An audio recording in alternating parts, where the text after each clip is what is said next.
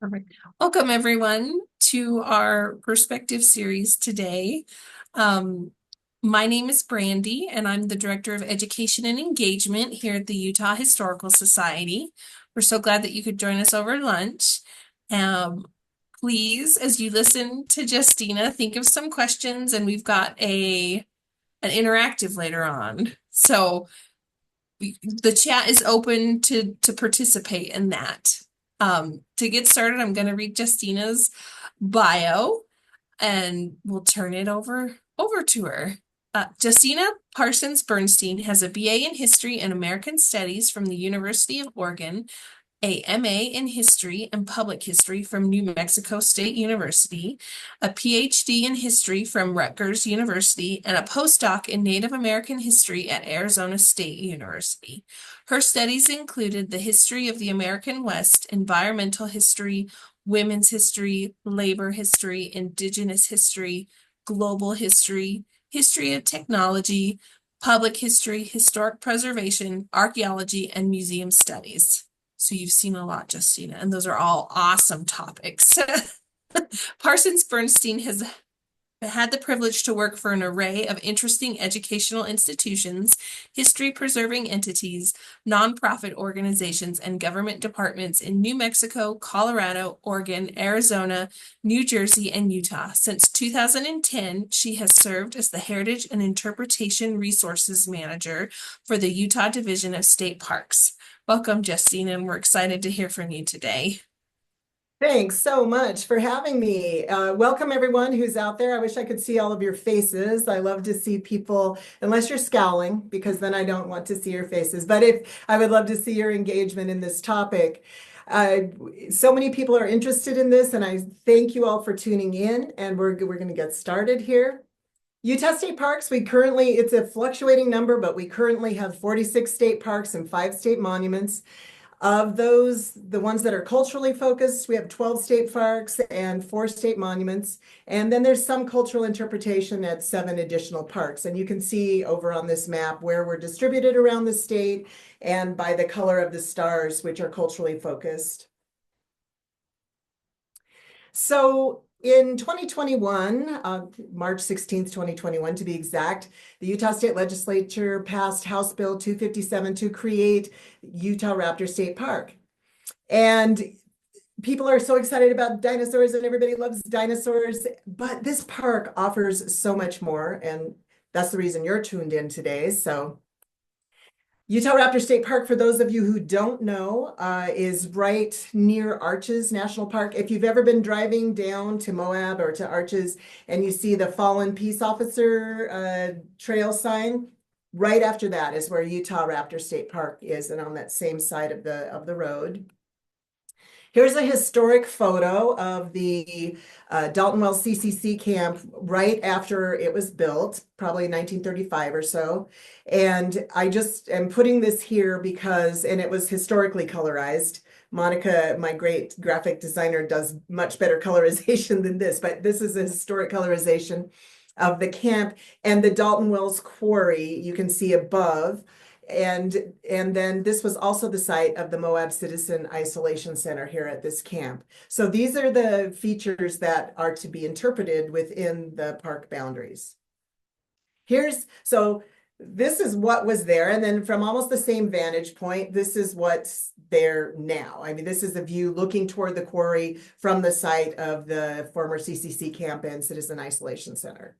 So that all that is left, as I say, is crumbling concrete, rusted remnants, and broken bits. And this is a concrete pad that once had a building on top of it. And you can see there's been, 6 decades or more of, I guess, 8 decades of public recreation, and people just running over the remnants of this.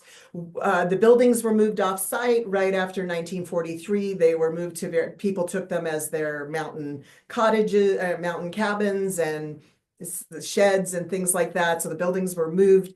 The manager of the park, of Utahraptor State Park, Josh Hansen, just retired, but he has the feeling that the site has been bulldozed. And from the 1940s on, people collected artifacts off the site. So I'm going to give you a little idea of what's left after we bulldoze history and we don't take care of it, right? So here's a flipped concrete platform left from the time, rusted pipe from the time. What's really cool, if you can see it, I hope it's not cut off, but these trees, they're a surviving living artifact because these were planted by the CCC and they're still there. They're still hanging on, but they've suffered terribly from the drought. But it's so cool that they're still there, and we're going to do our best to keep care of them. Other things that are remaining as you walk around the site, wooden post remnants that we think these posts, you can see one is sawed off and then one still existing. We think there might have been a ramp that led up to a warehouse where things were loaded in and out. You know, some rusted metal bits, that might be a hinge. Who knows what that is? We think this is a period boot or shoe heel. Lots of glass fragments like this bottleneck right there, and then part of an octagonal jar right there. There are the foundation footing places where the water tower and the windmill used to pop up out of, and Josh was looking down into it as we were surveying the site. And then right there, you can see that white rock on top of that little bit of cement. There's a white rock, and the CCC painted rocks white and lined all of the walkways of the camp. So that's an original white painted rock from the time. So after the Utahraptor State Park was designated, we had legislators and other dignitaries and guests and parks administration and staff and media come and tour the site. And among those were Senator, at the time, Utah Senator Janie Iwamoto and documentary filmmaker Claudia Kataniagi, who has made, among other things, A Bitter Legacy, which documents citizen isolation centers. And then I got a call from my boss. Now, what's very interesting is that I had just entered treatment for cancer. I mean, I think the very day he called me, I had just had chemo for the first time. So I got a call from my boss, and he said, guess what? You're going to be in charge of interpretation, all the interpretation for this park. And while I was delighted, it was a challenge at the time, but it became a good challenge, and we'll talk about that a little bit later. But though I have a PhD in history, this is definitely not my area of history, neither the CCC nor Japanese American incarceration. And so I said, oh my goodness, I am not going to commit about us without us history. So I know that I am going to have to assemble a committee of experts and people from the community to help me along. And so, and Senator Jenny Iwamoto was really great about helping me invite people who should be invited. And so, of course, she was on the committee, she still is, and Claudia Kataniagi and Arthur Hansen, who is a professor emeritus out of Cal State Fullerton, who did a bunch of oral histories of people who were incarcerated. So his specialty is Japanese incarceration during World War II. In our places that we're talking about. Koji Lawazawa is an archaeologist who studies Japanese American communities of all types, and he's done archaeology on American concentration camps and citizen isolation centers. And of course, our very own Jennifer Ortiz and our very own Chris Merritt and Jane Beckwith, who is the founder and president of the Topaz Museum Board. These were all people who were originally invited. We've had some people come on and off, but this is who has stuck with us. We also have had content review special advisors. So we have run our concepts by and asked for help and clarification from folks from the National Japanese American Historical Society, from the Angel Island Immigration Station Foundation, the USC Shinso Ito Center and Irie Monument, Minidoka National Historic Site, and the Manzanar National Historic Site. And folks have been terrific to us in sharing their expertise, and it's just, we appreciate their help so much.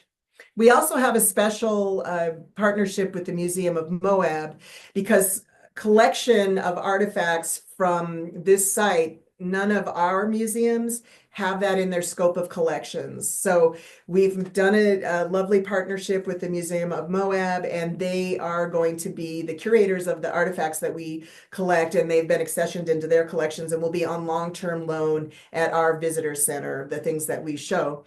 But also, because of our special relationship with them, we got to have something that you almost never get to do.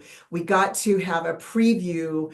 They did an exhibit there where we got to put up some of our planned information and exhibits that we were going to do. And I got to go down for the grand opening and watch people interact with these exhibits and this information.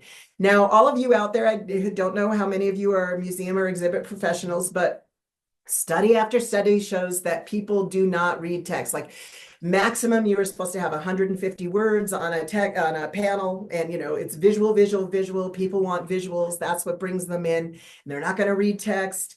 And so I was stunned and amazed that people read every word of text. Now, were not my exact designs. These weren't our designs the way the museum designed them. We just gave them the information and they put it up there, the photos and the info how they wanted. But you can see that some of it is pretty text dense, and people stayed and read every bit of it. And not only that, there were additional materials that were like in envelopes that they could, associated documents that people could take out and read. And they were reading every bit of that too. So I was stunned that people were paying that close attention. And that's great. I mean, that's not the usual. So that was wonderful. There's a bunch of Utah State Park staff that are also supporting interpretation of the park. Chris Haramoto, our deputy director, is on there. Josh Hansen, who just retired, was the manager of Utah State Parks. Megan Blackwelder, the Eastern Region manager for state parks. Lindsay Higbee, who was a great information specialist for us. Jonathan Till, who is an archaeologist and curator down at Edge of the Cedars, has helped us out with archaeological surveys of the site. Don Montoya, who's an archaeologist and tribal nation liaison for state parks, also helped us. Monica Stam, my wonderful exhibits designer and interpretive media specialist, she and I have been the primary team on this. And then there's me, but I've already been introduced. So our cultural advisory committee meets every 4 to 6 months. We talk about, first of all, our first meetings where they helped us decide what the parameters of our research and interpretation should be. And then I listened very closely to what they said, and I took down notes. And then we came back, that was the first meeting. We spent all that time. What are the contrasts and comparisons? What should we do? And I made the list, and then I brought them back to them. And I mistakenly used the word prison camp and prisoners. And boy, they let me know, you better get this right. You are not using the right terminology. You better look up what the right terminology is and bring that to us. So it's not prison camp, even though we hear that a lot. For us here at Moab, our site is the Moab Citizen Isolation Center. And we'll talk about what that means a little bit later in this presentation. And it's not prisoners. To the Japanese American community, prisoners are people who have actually been convicted of a crime or a wrongdoing. And these people are people who were incarcerated, that is held against their will, but have not been convicted of any wrongdoing. So getting the terminology is really important. So for terminology, this is not Justina terminology. This is not Utah State Parks terminology. This is the terminology. We are using the terms agreed upon and preferred by the people and communities whose lived experiences and histories we are representing. And that's what you should do. You should honor what the people themselves define their experiences as. So I'm not going to read all these, but I'm just going to say there's a long list of resources. This is being recorded so people can go back and look at this, but where terminology is discussed and the reason why it's used and what you should be using. And I give you several sources. There are more, but this is a sampling that you can take a look at if you choose.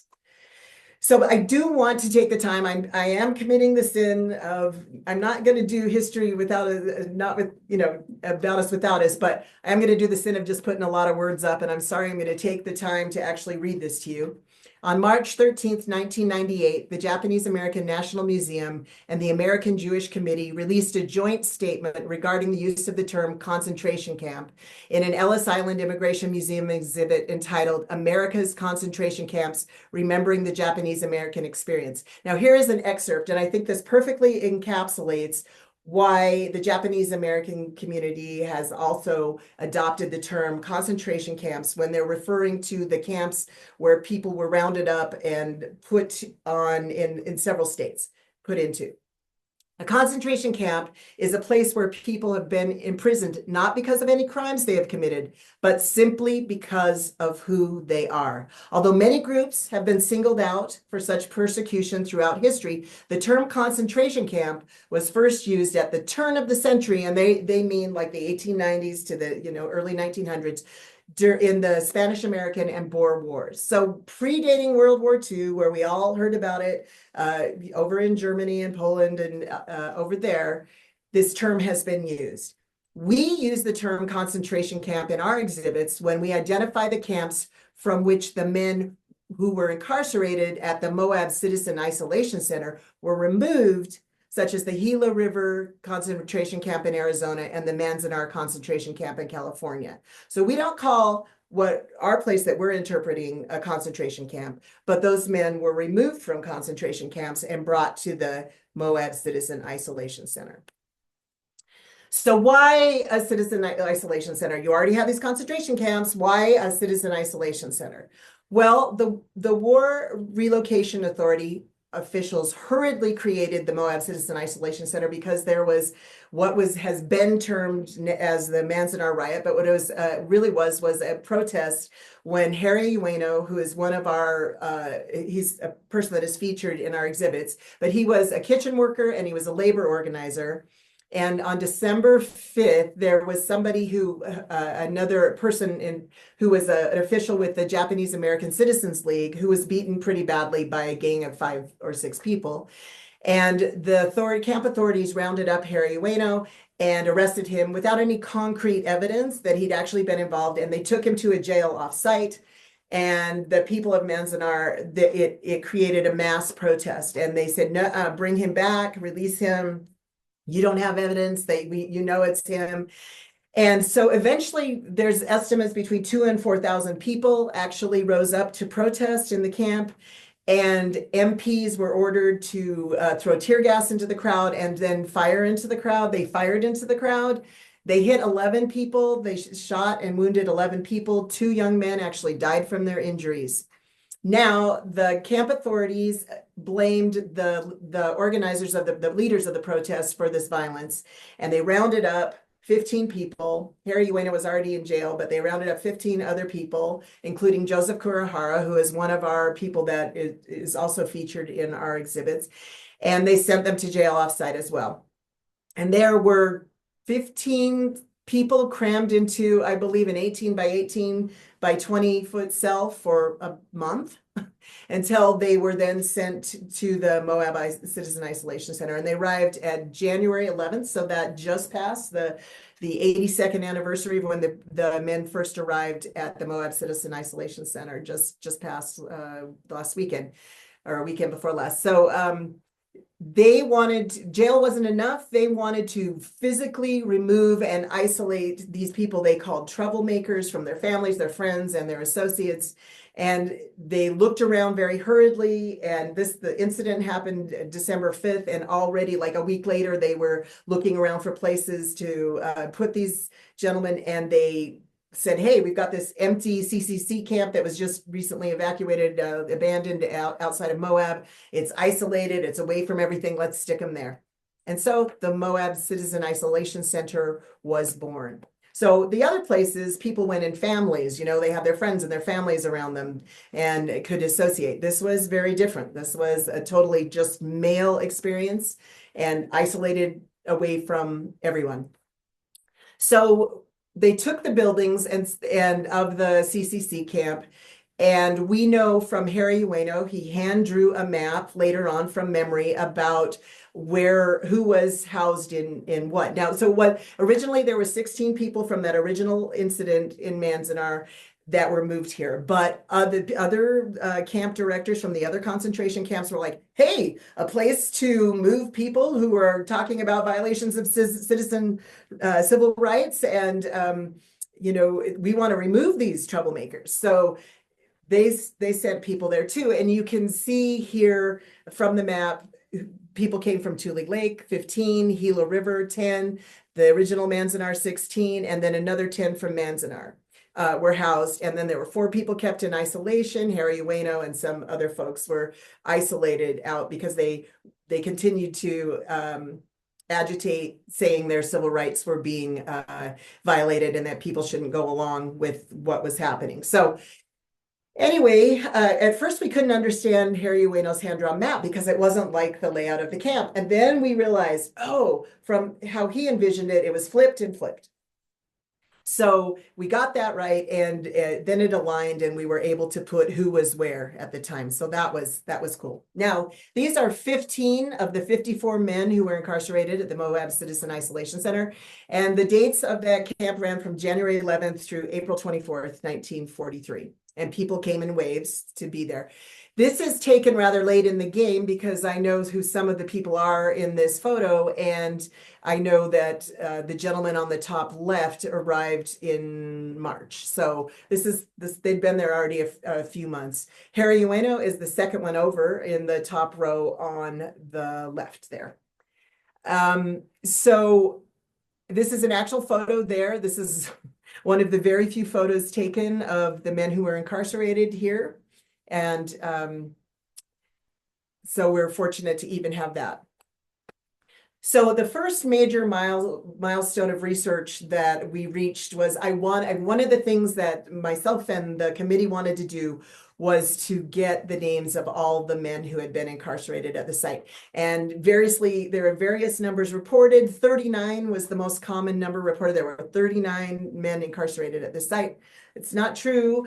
And just by happenstance, the beauty of being in cancer treatment, and you want to do anything but think about your mortality all the time. So I'd be up in the, like if I started to get these thoughts, I'd be like, oh, it's 2:30 in the morning, time for some research on the Moab Citizen Isolation Center. And I would just Google all night long. And on the 10th of December, up pops something that had not popped up before, and it was a student presentation out of the University of Maryland that was doing computer crunching of numbers, going through records of the concentration camps and seeing where people were moved from what camp to when, and they actually featured the Moab Citizen Isolation Center. And I was I think I was the 9th or 8th or 9th viewer, other than the teachers and the reviewers of their student project and themselves, because had just been put up on the 9th of December. And I'm going through, and then I see this spreadsheet of the names of everybody that was at the Moab Citizen Isolation Center. And I'm doing screen print, but you try to blow it up and it's all wavery and stuff. So I was looking at who, and you can see it was Dr. Richard Marciano. I contacted them, and every other list of persons that I could see had reviewed this student project. And somebody else was from Densho, which is a great repository of stuff about Japanese American experience. And anyway, they finally got back to me, and they actually sent me the original spreadsheet of their research. Now, I found some inconsistencies in it, but they had 56 names listed. In the end, 2 were not there through my additional research. So 54 men were incarcerated at the Moab Citizen Isolation Center. And here are their names. This is the 54 names of the men who were there. And I'm going to give you just a few seconds. Of course, will be in the record and you can look back, but you can glance down the list of these names. And perhaps some of you out there are familiar with that. You might be the descendants of somebody named here. But we have the names. So we have the names. And we just have that picture that we know for sure of those 15 out of the 54. But then it occurred to me, because after April, they realized that they wanted a more secure place than this old CCC camp. So the next place they moved them was to a place called the Loop Boarding School on the Navajo Reservation in Arizona. And very soon after they were moved there in May 1943, this photo of everyone who was there at the new facility, so just a week or two after our group was moved down there, this group photo was taken. And it suddenly occurred to me, oh my gosh, with this group shot is most of the men who were at our site. So anyway, I'm just giving you now, we just saw their names. Now I'm giving you a look at kind of their blurry faces. We're hoping to find a higher resolution photo of this, but there you have a kind of look at them. So now we know who the men were. Now what? Now began the fascinating and often frustrating but challenging adventure of tracking down descendants for permission to use the likenesses and words of their relatives, ancestors in our exhibits, because I'm not going to do history about us without us, so I've got to get permissions. And so I'm just going to talk about two of the instances where I was actually successful in tracking down descendants. So Joseph Kurihara, and he is one of the more famous people within the history of concentration camps and isolation centers,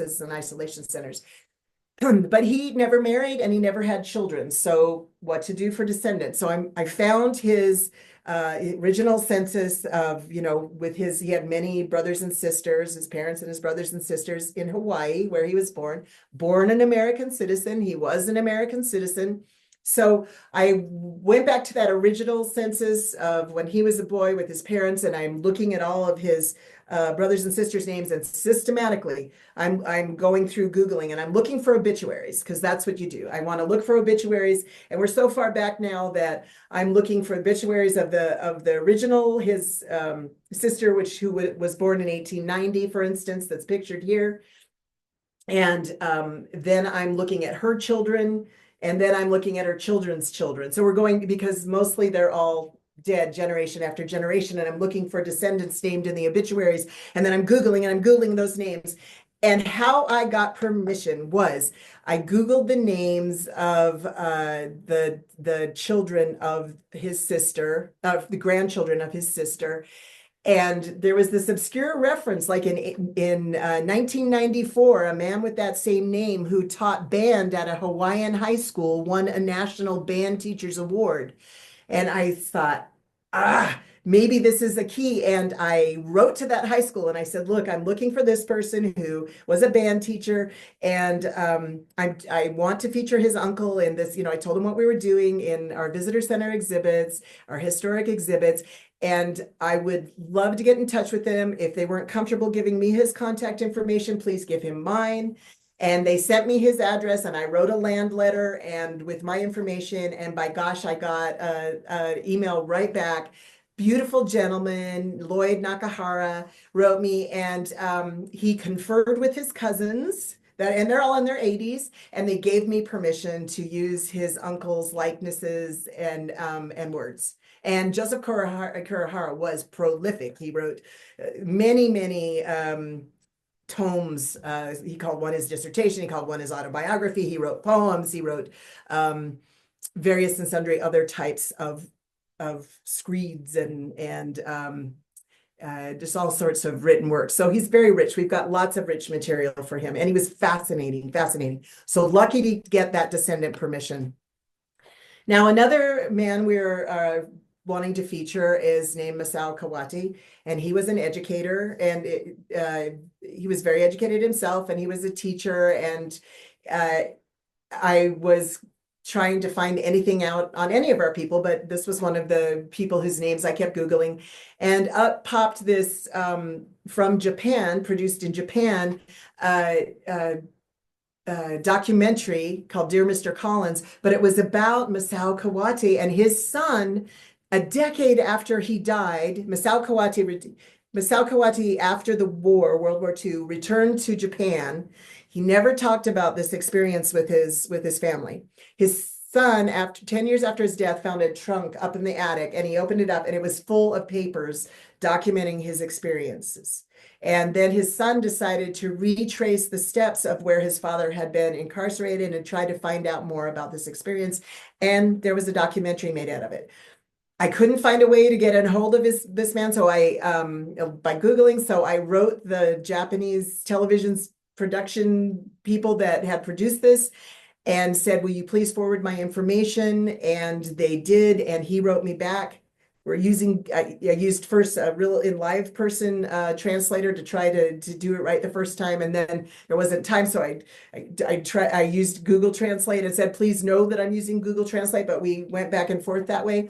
But he also gave me permission, and he wrote a book. You can see down there a book about his father's experiences there.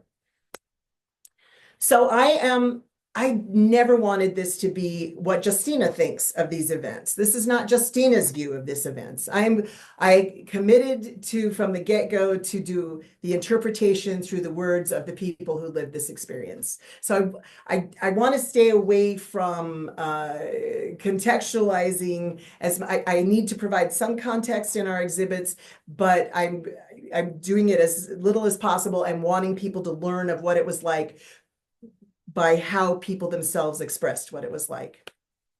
So I'm showing you a picture of the just very recently created new visitor center down at Utahraptor State Park, and it's the entrance station. You'll drive by there to get, and there's the people will come out and you'll pay entrance to get in. So it's not a museum that's on site, it's a visitor center. And boy, we are making use of every square inch of space to do this interpretation. Here's what it looks like right now on the inside before we've installed any of our exhibits, because we're still finishing up our concepts very soon. Like the wall murals will start to go up, and Utahraptor full-scale replica will be installed, things like that. And here's a layout. You'll walk in through the front door, and to your left, to your right will be the cultural exhibits area, and to the left will be the paleontological exhibits area. And so a little bit about our cultural exhibits, where Monica calls these bioplinths. So they're plinths with biographical information on them that you'll walk, and they're tall. There'll be photos and quotes and a bit of context about each of the 6 people. 3 from the CCC side and 3 from the Moab Citizen Isolation Center are featured, that you'll learn about their lives as you walk down through there. Now, one of our, Claudia Katanyagi, she cracks me up. She's a very colorful documentary person. She has $1 million ideas, and we are a state entity without, we're thousandaires, not millionaires for sure. And so we have to do everything very budget conscious.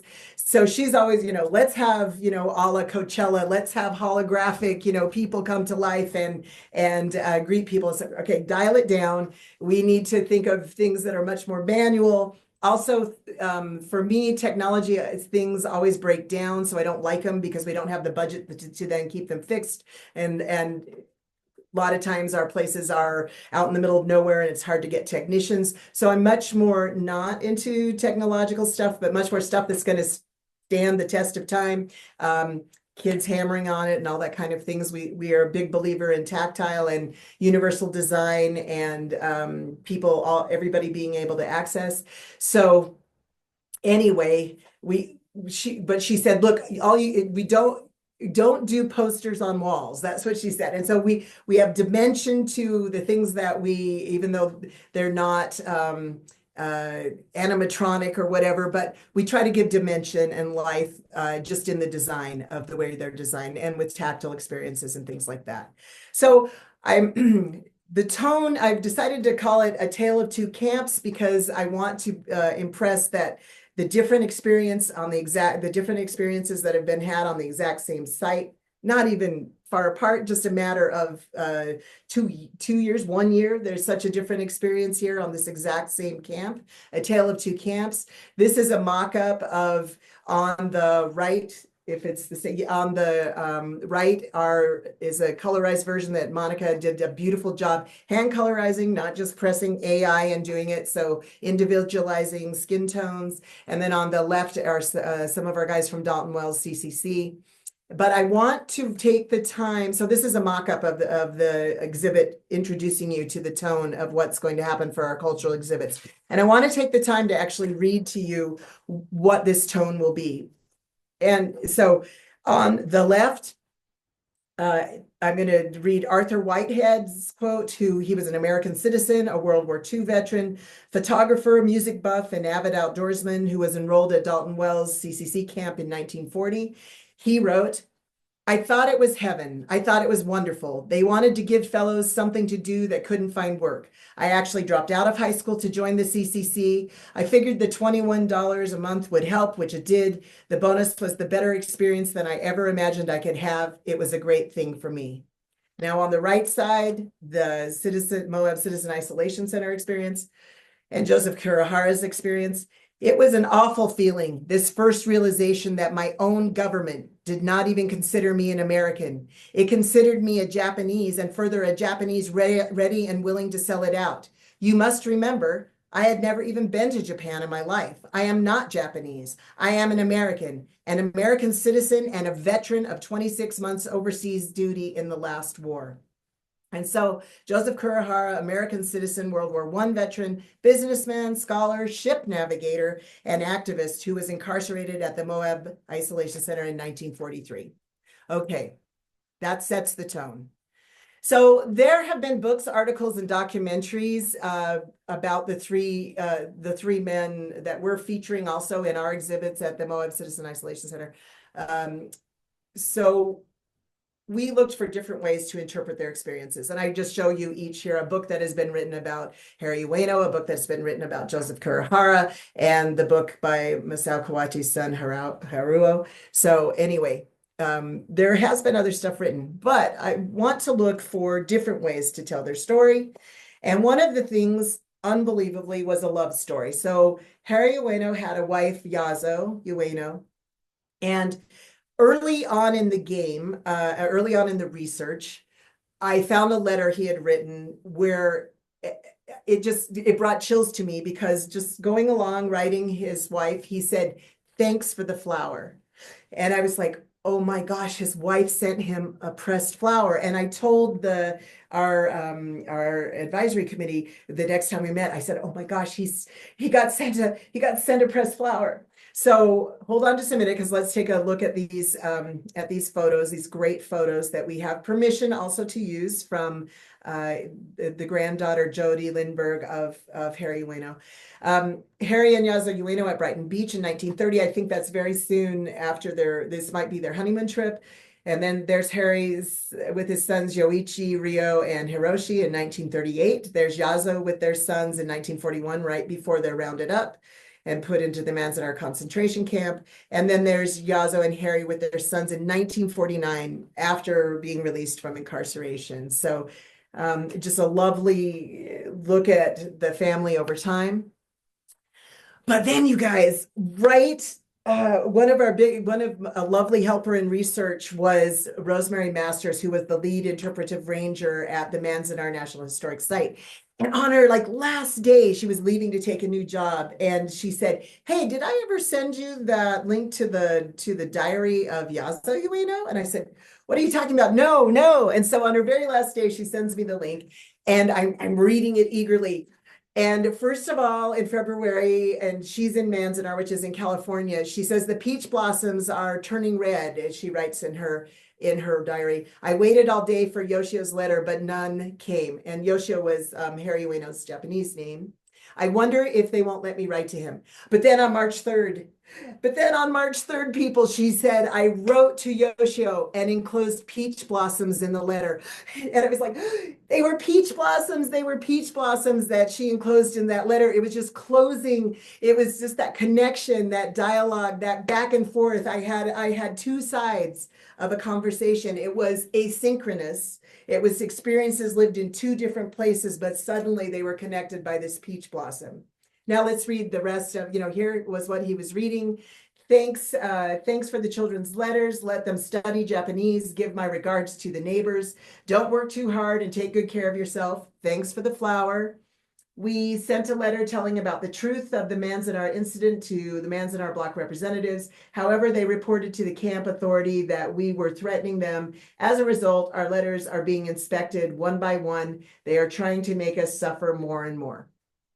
So there's a dialogue there. There's a dialogue between a diary and letters and two people separated but connected through the written word. So now I'm going to ask for your help because we have been pondering and pondering. How do we don't want to do posters on walls, but we also are constricted by budget, but we want to make it dimensional. We want to make it interactive. We want to make this conversation between this connection, this dialogue, this asynchronous dialogue dynamic and represent that somehow in exhibit.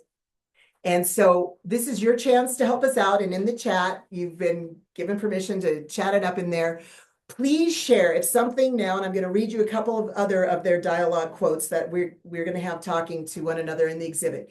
If something has come to you when you hear the talk back and forth here, oh, this is how they should portray that. This would be a great idea in making it dynamic or meaningful in some way. Please share that concept. Can't cost $1 bazillion that we could do at our visitor center in the chat. And I'm going to read you a couple more while you're thinking of that and getting great ideas and helping us out.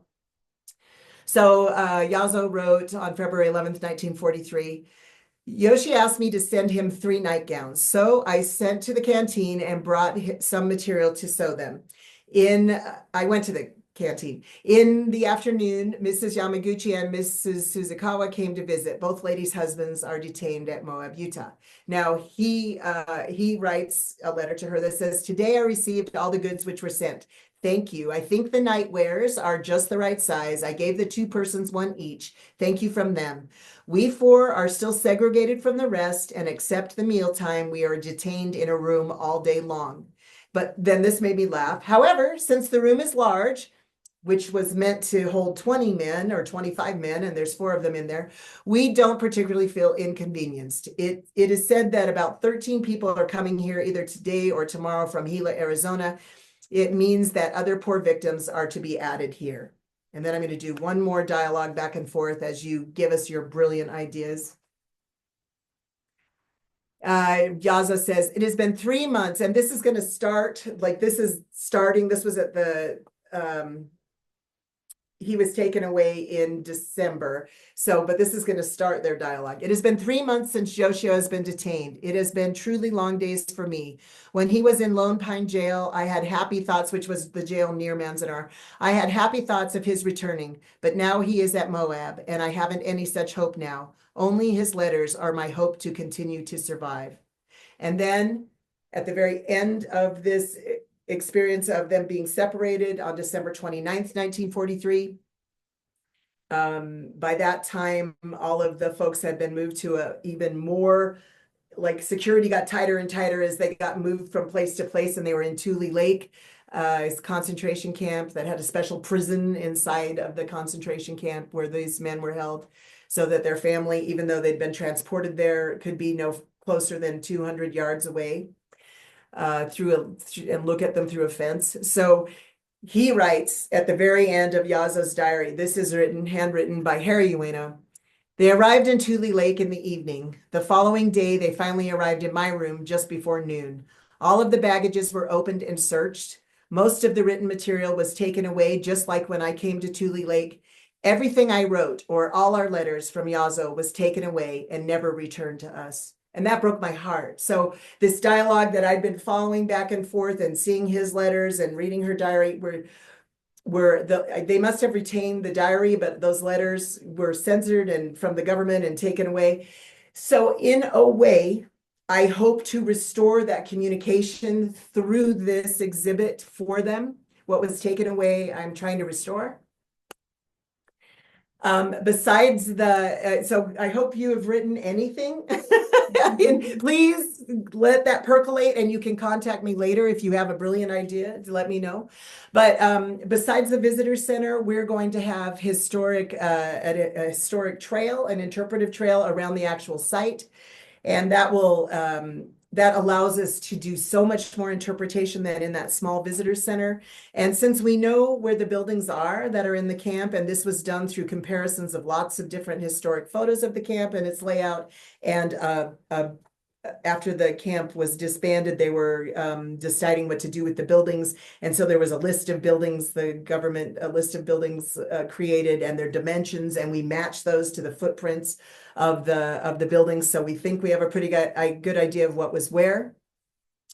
So as you go around that historic trail, which is marked in red, we will say, we'll give you a historic photo that, from this vantage point, you would have been looking at this. And we know from people's written accounts, here is what they say happened at this building, or they had this experience here.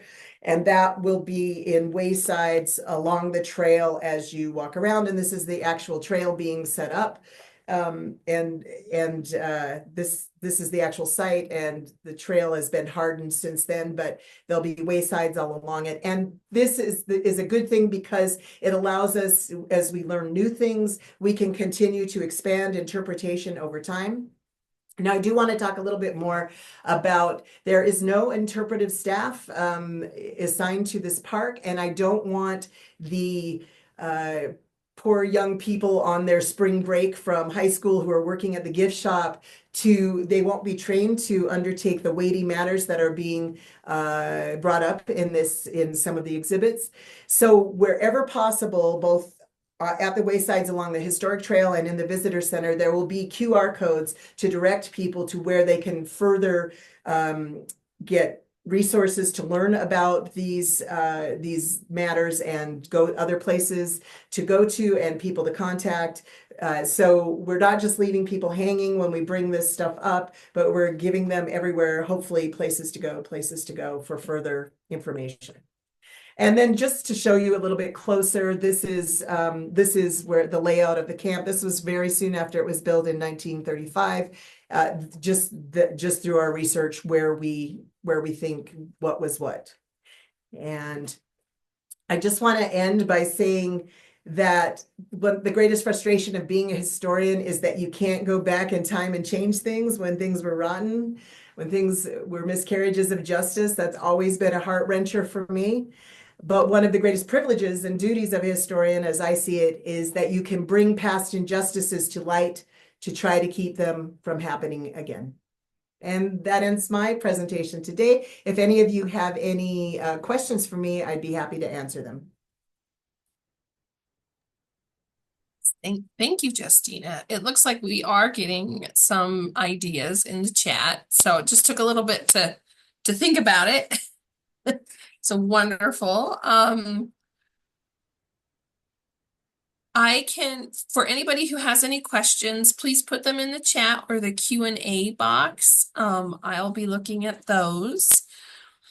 But to just sort of get us started here, we've got about 12 or 13 minutes left. I just had a few questions about, well, one, like those first person accounts are so powerful. Like, I think that that's going to be just a wonderful way for people to begin this exhibit. So as with any research, I'm sure you have more research than space to interpret. So what are some of your ideas or ways that you would like to share that research? Well, Monica and I have lots of ways. So for instance, Joseph Kurohara, as I mentioned, he wrote prolifically. So in front of his bioplinth, there's going to be a table-like structure that will have a book of durable pages that will give a sampling of things he wrote. Oh, and I should say that it's not just like one picture and one quote of him on that bioplinth. There's also going to be like hardscape pages on that thing that people will turn and they can read what they want. We have picked out, he had such a fascinating life. And this man had such a fascinating life. And he was an American citizen, never been to Japan, renouncing his citizenship after the war because he was such a fan of democracy from the get-go, from being a child.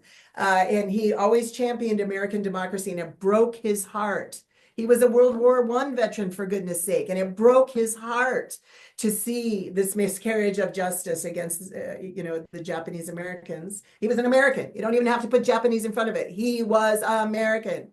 And so he gave up his American citizenship and he went to Japan, war-torn Japan, right after the war, first ship back from Seattle to Japan. He went there and he didn't have an easy life there. And I do quote in his obituary notice in the Pacific Citizen, an article was written about him, and it said Japan was not kind to him. Also broke my heart, but it summed up his life there.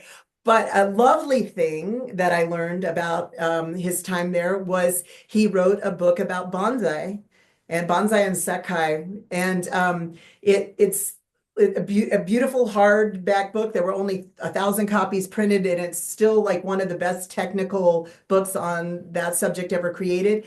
I found a copy in a Michigan special collections. They sent it to me. I did scan his foreword that he had written and the cover of the book. That will be in those pages. So there'll be things like that included. Just whatever we can add. For instance, on the CCC side, we have all of the CCC camp papers. There were 3 different names of the camp papers over the time from 1935 to the end of 1941.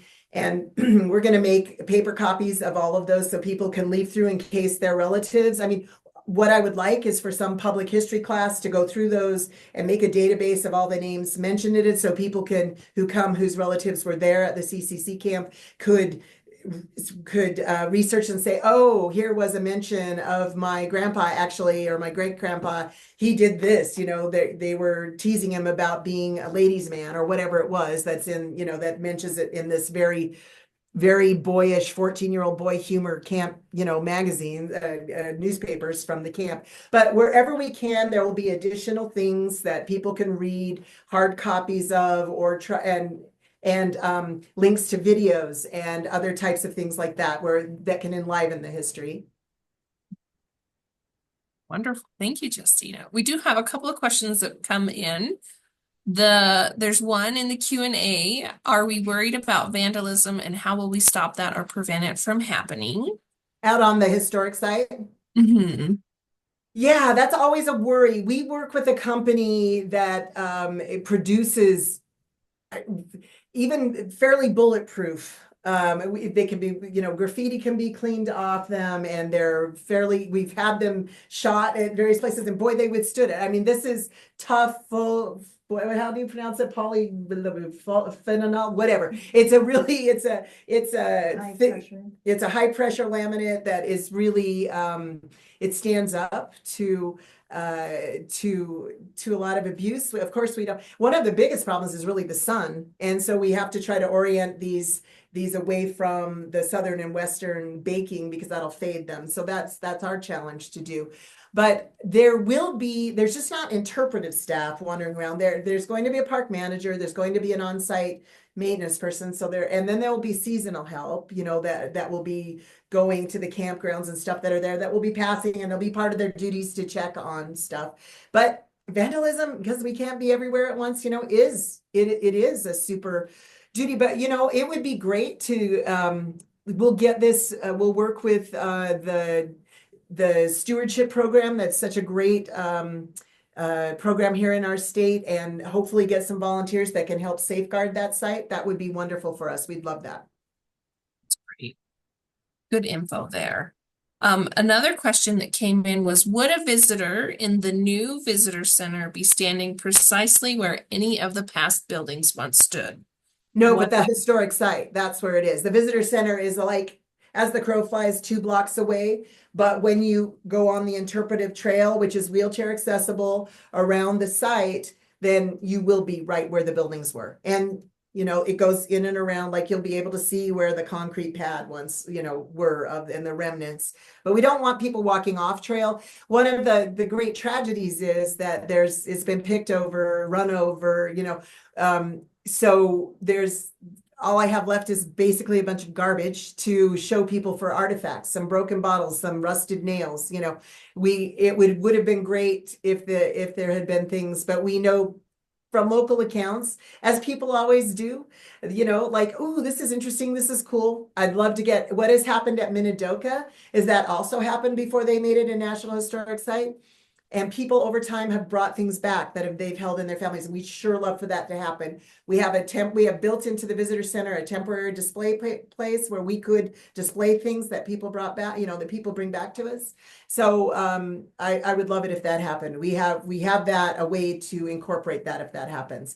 And we have applied for a grant with Koji Laozawa, who I did talk about earlier on, who's the historical archaeologist. And we applied for a JAX grant. And if we get it, we're going to do some actual subsurface archaeology of the site and hopefully find some artifacts that can be attributed to the Japanese American citizens who were at the site. Wow, I love that. Well, and just thinking like, is there a trash site where they would have disposed of their trash? Right. I mean, the place to always dig is the privies. We're going to be privy to the privies and what their information holds. Yes. I love it. We had another question come in about, do you have a projected date for the opening of the visitor center? And I think great and fascinating presentation. Oh, thank you. At the end of April, it will be announced. I think that they're making plans now for the grand opening of the camp, so that everybody will know, and there'll be a ribbon cutting and much fanfare, and I'll be on site, and other folks will be on site to give tours of the historic site. So yeah, it April looks like the 2025. end of April. Date hasn't been told me yet, but we'll get the word out for sure. Great. And just so this year then. Yes.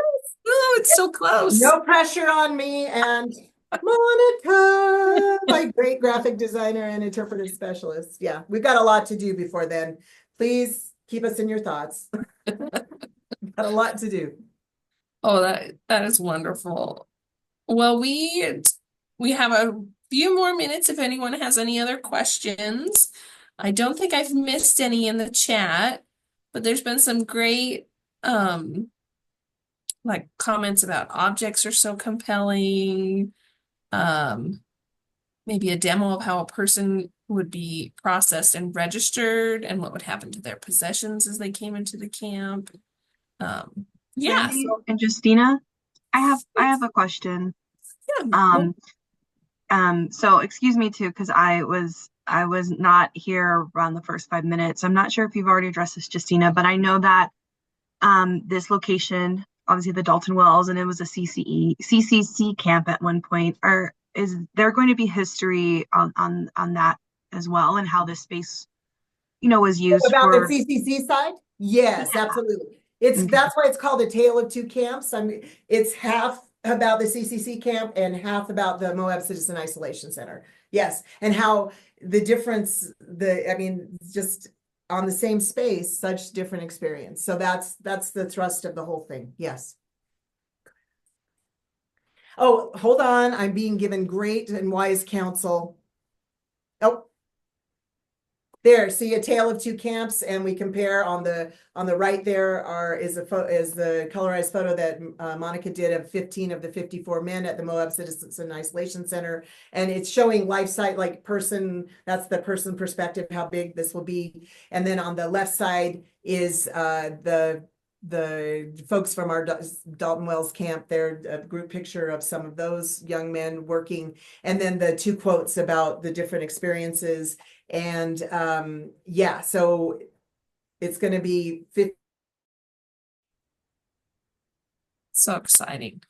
Well, Justina, do you have any parting words that you'd like to say, or any additional information that you'd like to share before? Oh, wait, we've got one more. So I just have a gaping mouth. That will be that. Don't ever stop on that, folks. Keep going. Okay. Yes. Yeah. Were there any Black American men working at the CCC? Not at our camp. Of course, there were in the CCC, but they were segregated camps, to my understanding, but not at our camp. Most of our young men, they came from east of the Mississippi, lots of different states east of the Mississippi. But to my knowledge, no African Americans. I believe they had segregated camps. Thank you. I'm glad we were able to answer one more question. I do have a closing just thought. Thank you. So I don't know how many people ended up coming to this presentation today, but I thank you for your interest in the history of everybody is our shared history, and it's so important to honor and remember the history of everyone. We're in this together, and you know, we need to remember and bring history from everybody to light. So it's been my privilege to work on this, and whoever you are out there, please take on assignments and projects like this and help shine the light. Well, that's perfect, Justina. Thank you. Well, everyone, thank you again for coming today. We will post this on YouTube. We will have a delay, but hopefully it will go up quickly. And to access the previous perspectives lectures, we have a YouTube channel that Monique put in the chat. But if you just search Utah Historical Society on YouTube, you'll find us. Thank you again, everyone. Have a wonderful afternoon. Bye, Justina.